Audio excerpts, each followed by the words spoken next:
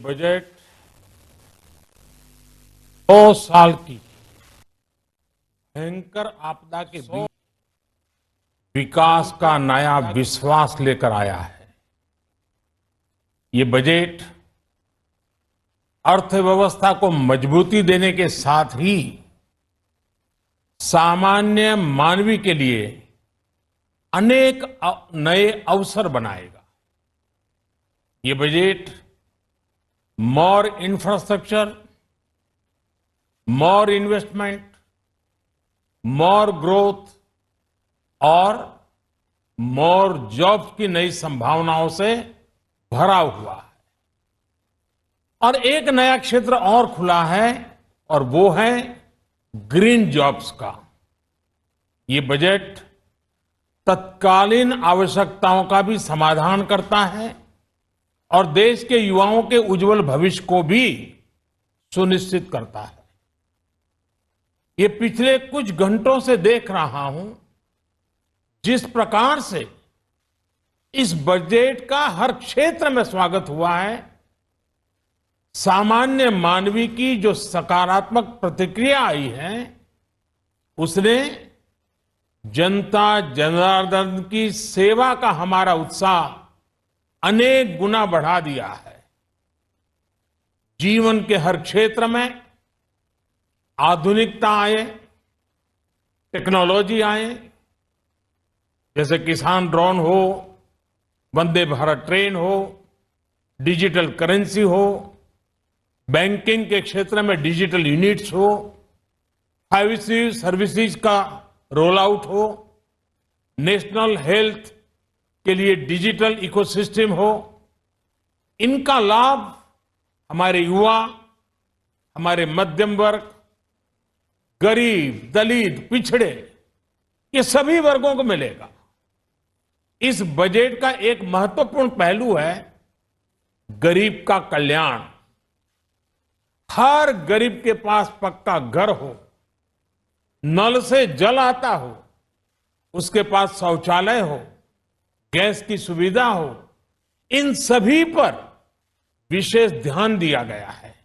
इसके साथ ही आधुनिक इंटरनेट कनेक्टिविटी पर भी उतना ही जोर है। जो भारत के पहाड़ी क्षेत्र हैं, हिमालय का पूरा पट्टा, जहां जीवन आसान बने, वहां से पलायन ना हो, इसे ध्यान में रखते हुए भी नई घोषणा की गई है। हिमाचल, उत्तराखंड, जम्मू कश्मीर, नॉर्थ ईस्ट ऐसे क्षेत्रों के लिए पहली बार देश में पर्वतमाला योजना शुरू की जा रही है।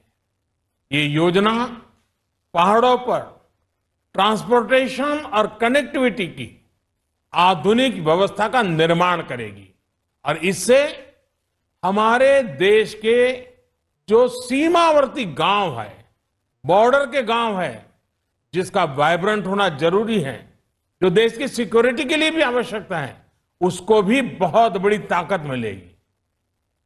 भारत के कोटि कोटि जनों की आस्था मां गंगा की सफाई के साथ साथ किसानों के कल्याण के लिए एक महत्वपूर्ण कदम उठाया गया है। उत्तराखंड, उत्तर प्रदेश, झारखंड, बिहार, पश्चिम बंगाल, इन राज्यों में गंगा किनारे नेचुरल फार्मिंग को प्रोत्साहन दिया जाएगा। इससे मां गंगा की सफाई का जो अभियान है, उसमें मां गंगा को केमिकल मुक्त करने में भी बहुत बड़ी मदद मिलेगी।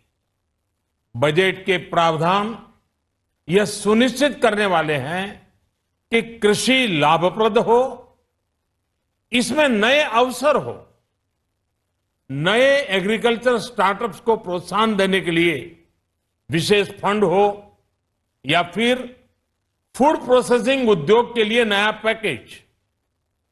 इससे किसानों की आय बढ़ाने में बहुत मदद मिलेगी। एमएसपी खरीद के माध्यम से किसानों के खाते में 2.25 लाख करोड़ रुपए से भी ज्यादा सीधे ट्रांसफर किए जा रहे हैं। कोरोना काल में एमएसएमई यानी हमारे छोटे उद्योगों की मदद और उनकी सुरक्षा के लिए देश ने लगातार अनेक निर्णय लिए थे, अनेक प्रकार की मदद पहुंचाई थी। इस बजट में क्रेडिट गारंटी में रिकॉर्ड वृद्धि के साथ ही कई नई योजनाओं का ऐलान किया गया है। डिफेंस के कैपिटल बजट का 68% डोमेस्टिक इंडस्ट्री को रिजर्व करने का भी बड़ा लाभ भारत के एमएसएमई सेक्टर को मिलेगा।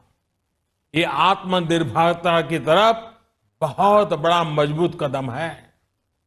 7.5 लाख करोड़ रुपए के पब्लिक इन्वेस्टमेंट से अर्थव्यवस्था को नई गति के साथ ही छोटे और अन्य उद्योगों के लिए नए अवसर भी बनेंगे। मैं वित्त मंत्री निर्मला जी और उनकी पूरी टीम को इस पीपल फ्रेंडली और प्रोग्रेसिव बजट के लिए बहुत बहुत बधाई देता हूं।